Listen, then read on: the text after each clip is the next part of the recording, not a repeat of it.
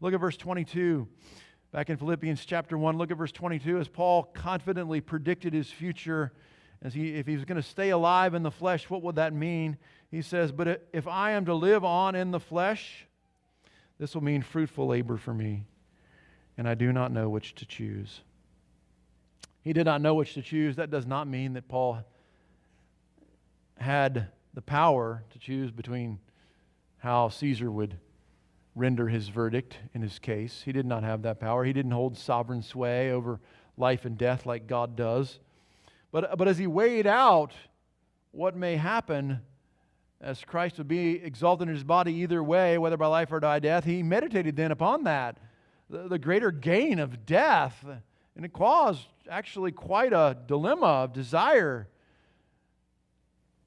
And he said, if he remained, it would be fruitful labor, right? Spiritual fruit of being produced by the Spirit in him and through ministry in the lives of others.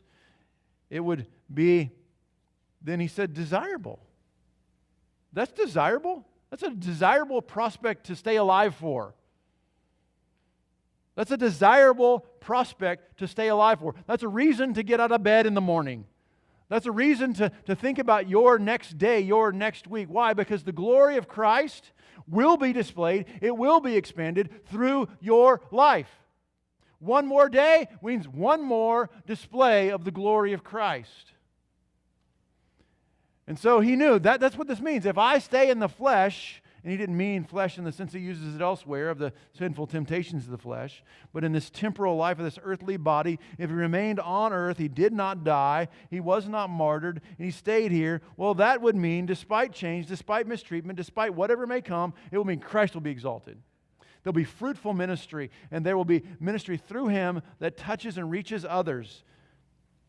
That's worth living for. That's what it is to live for Christ. And that kind of focus then on serving others is what it is. On ministering spiritual truth, on meeting spiritual needs is what that produces.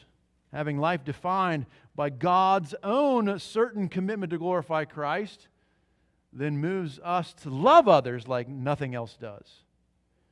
If you say you want to love others, you pray you want to love others. You pray like we said earlier in chapter 1 of Philippians that you want your love to abound. Realize that merging your purpose with God's purpose will greatly grow that love.